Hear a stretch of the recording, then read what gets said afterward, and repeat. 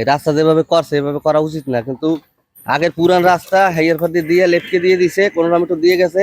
এগুলো রাস্তা যারা করছে হারাইলো টাকাগুলো খায়, কিন্তু জনগণের লেগে এগুলো ক্ষতি। আমরা চাই রাস্তা সুন্দর মতো ভালো কাজ করুক, আর এইগুলা যারা করছে তাকে জানি ঠিক মতো যেন আইনগত যেন বিচার হয়। পিস মিস কিছু দেয় না, ওই যে ধুলাবালি দিয়ে ধুয়ে গেছে, আমরা পিস উঠে দিতেছে, কিন্তু যে খাবি এই একই অবস্থা করে।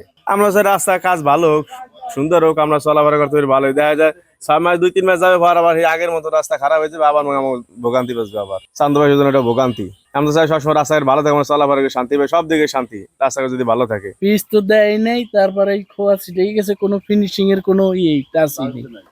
আর চাষ দেয় নাই রাস্তায়, এই হেলতে প্রায় আপনার 1/2 কিলোমিটার কোনো চাষই হয়নি। আর হচ্ছে যে এই যে রাস্তা যে পিচ যেটুকু দেওয়া দরকার ততটুকু পিচ দেয় নাই। আমাকে রোড আমরা চাইলো ভালো করতে ভালো, কিন্তু এই ভালো হারা করে নাই, উল্টো পুল্টো করে গেছে না দিয়া দিলে পারি পিছ উঠে যায়, পিছ উঠে যায়, করে উঠে গেছে। এখন মানে ওখানে কিসের ক্ষমতা দেয় কইতি না করে না। এখন আমরা চাইলো প্রথমের থেকে ফিরিয়ে এই কাজটা ভালোভাবে করুক, আমরা হেঁটে এলো আমাদের দাবি। একবার কাজ করলে 5 বছর টিকুক, কিন্তু রাস্তার কাম এই যে দিয়ে গেছে 1 সপ্তাহ হয় নাই, বৃষ্টির ফোটার লগে লগে আমরা পাথর আর পিচ একবারেই উঠে গেছে। আর এখানে মনে হয় পিচের পরিবর্তে পোড়া তেল ব্যবহার করছে, কলের তেল, যারা ইউজ করা তেল, কিন্তু কোনো পিচ বলতে কোনো শব্দ নাই। হাত দিলে গাড়ি আইয়া ব্রেক করা হয় তো গাড়ির লগে পিচ সহ সব কাছাই যায়, মানে উঠতে জায়গা।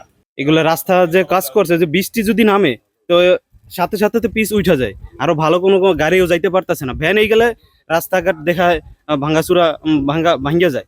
মানে এদের প্রতি খুব আইনগত ব্যবস্থা নেওয়া উচিত। তালবাড়ি থেকে আপনার বাগদা যাওয়ার পরে যে রাস্তাটা, এটা দীর্ঘদিন ধরে এরকম অসংস্কার হয়ে আছে, কিন্তু দীর্ঘদিন ধরে কাজ হয় না। এই সরকার আসার পরে প্রথম কাজ হচ্ছিল, কিন্তু যে কন্ট্রাক্টর বা ঠিকাদার যে ইঞ্জিনিয়ার কাজ নিয়েছে, এই কাজটা শুরু থেকে অনিয়মভাবে করতেছিল, কোনো কিছু ঠিকঠাক করতেছিল না। তো আমরা অনেকে সাধারণ মানুষ বাধা দিচ্ছিলাম, ওনারা শুনে নেয়। ওনারা বলে যে আমাদের কাজটা এরকমই আছে, বিভিন্ন খাতাপত্র ডকুমেন্টস এরকমই আছে।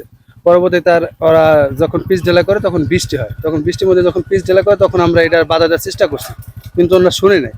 ওনারা বলে যে এটা কোনো সমস্যা হবে না, আমরা করতেছি, আপনারা দেখেন। তো পিচ ঢালাই করার পরে মনে করেন যে 2-1 দিন পরে মনে করেন পিচটা যখন হাত দিছে তখন অটোমেটিকলি উঠে যায়।